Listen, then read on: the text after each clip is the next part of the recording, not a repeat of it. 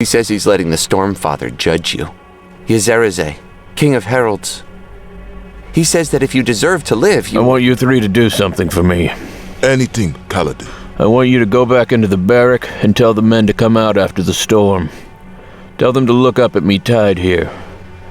Tell them I'll open my eyes and look back at them, and they'll know that I survived. Yes, of course, Kaladin. We'll do it. Tell them that it won't end here.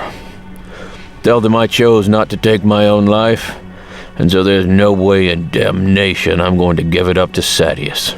By the Uli Takanaki, Kaladin, I almost believe you'll do it. Here.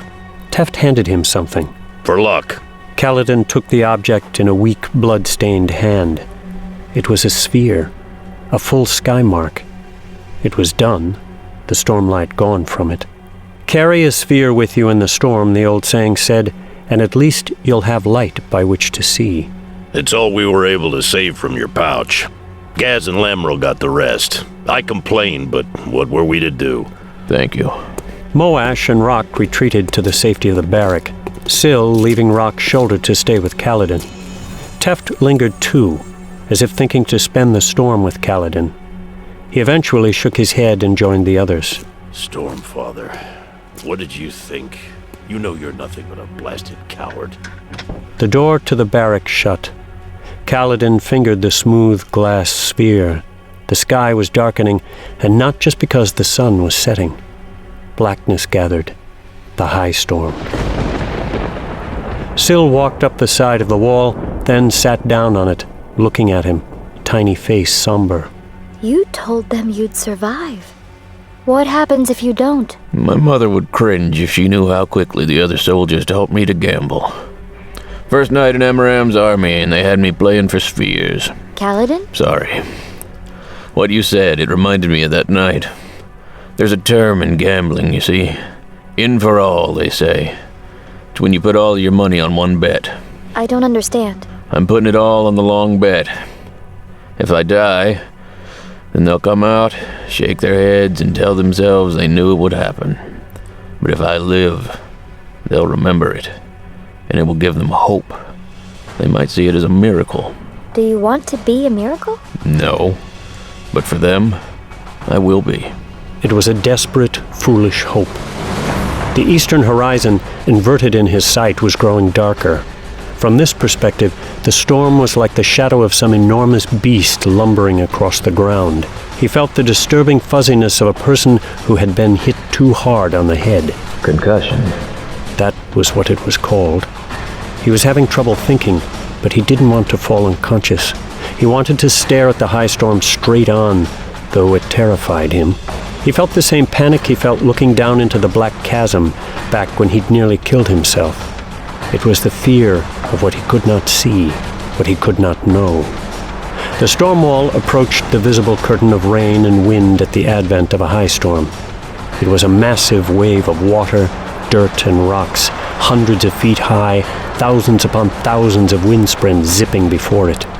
In battle, he'd been able to fight his way to safety with the skill of his spear. When he'd stepped to the edge of the chasm, there had been a line of retreat. This time, there was nothing. No way to fight or avoid that black beast, that shadow spanning the entirety of the horizon, plunging the world into an early night. The eastern edge of the crater that made the war camp had been worn away, and Bridge 4's barrack was first in its row. There was nothing between him and the plains, nothing between him and the storm. Staring at that raging, blustering, churning wave of wind-pushed water and debris, Kaladin felt as if he were watching the end of the world descend upon him.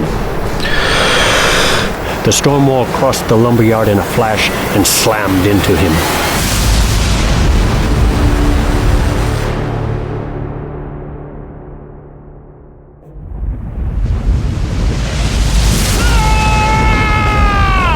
The force of the storm wall nearly knocked him unconscious, but the sudden chill of it shocked him lucid.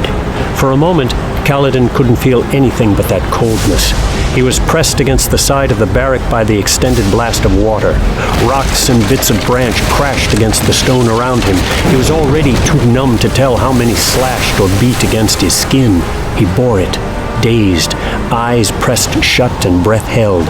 Then the storm wall passed, crashing onward. The next blast of wind came in from the side. The air was swirling and gusting from all directions now. The wind flung him sideways, his back scraping against stone and up into the air. The wind stabilized, blowing out of the east again. Kaladin hung in darkness and his feet yanked against the rope. In a panic, he realized that he was now flapping in the wind like a kite, tied to the ring in the barrack's slanted roof. Only that rope kept him from being blown along with the other debris, to be tumbled and tossed before the storm crossed the entirety of Roshar. For those few heartbeats, he could not think. He could only feel the panic and the cold, one boiling out of his chest, the other trying to freeze him from the skin inward. He clutched his single sphere as if it were a lifeline. The wind was like a maelstrom, chaotic, moving in different directions. One buffet ripped at him, then passed, and he fell to the roof of the barrack. Almost immediately, the terrible winds tried to lift him again, pounding his skin with waves of icy water. Lightning split the darkness like white teeth in the night. Grab the roof, Kaladin! Syl's voice, so soft. How could he hear it at all? Numbly, he realized he was lying face down on the sloped roof. It wasn't so steeply peaked that he was immediately pitched off, and the wind was generally blowing him backward. He did as Syl said, grabbing the lip of the roof with cold, slick fingers. Then he lay face down, head tucked between his arms. He still had the sphere in his hand, pressed against the stone rooftop. His fingers started to slip. The wind was blowing so hard, trying to push him to the west. If he let go, he'd end up dangling in the air again. His rope tether was not long enough for him to get to the other side of the shallow peaked rooftop where he'd been sheltered. A boulder hit the roof beside him. The boulder rolled forward and crashed down to the ground. The entire storm didn't have such force, but occasional gusts could pick up and toss large objects, hurling them hundreds of feet. His fingers slipped further. The ring. The ring. The rope tied his legs to a steel ring on the side of the roof behind him. Kaladin let go, then snatched the ring as he was blown backward. He clutched to it. The rope continued down to his ankles, about the length of his body. He thought for a moment of untying the ropes, but he didn't dare let go of the ring.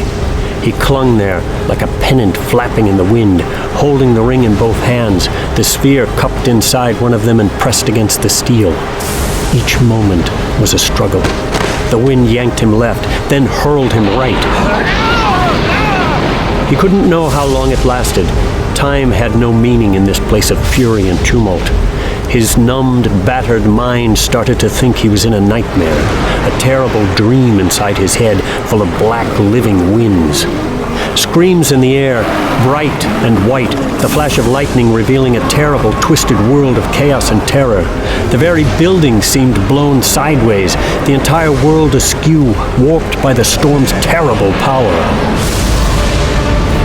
In those brief moments of light, when he dared to look, he thought he saw Syl standing in front of him, her face to the wind, tiny hands forward, as if she were trying to hold back the storm and split the winds as a stone divided the waters of a swift stream. The cold of the rainwater numbed the scrapes and bruises, but it also numbed his fingers. No!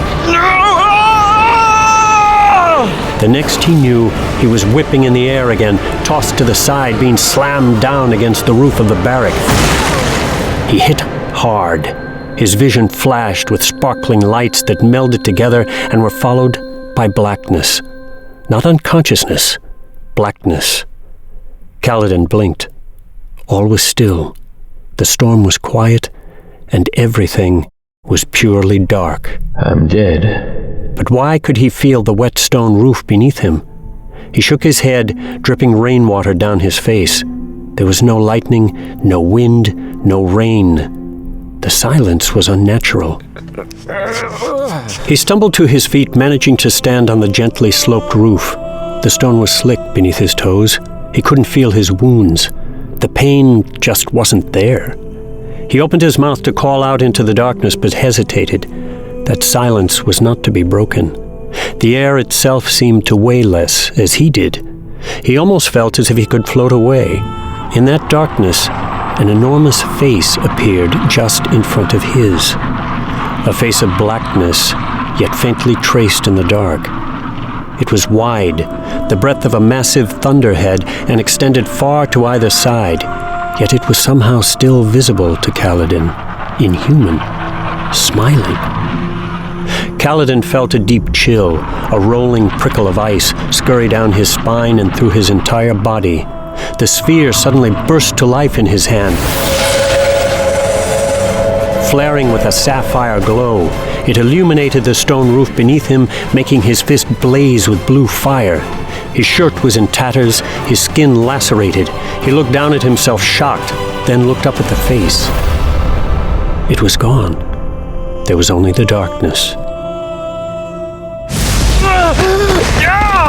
Kaladin fell to his knees before the rain and the wind.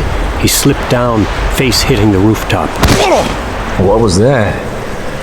A vision? Delusion? His strength was fleeing him, his thoughts growing muddled again. The winds weren't as strong now, but the rain was still so cold. Lethargic, confused, nearly overwhelmed by his pain, he brought his hand up to the side and looked at the sphere.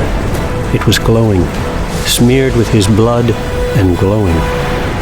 He hurt so much, and his strength had faded. Closing his eyes, he felt himself enveloped by a second blackness, the blackness of unconsciousness.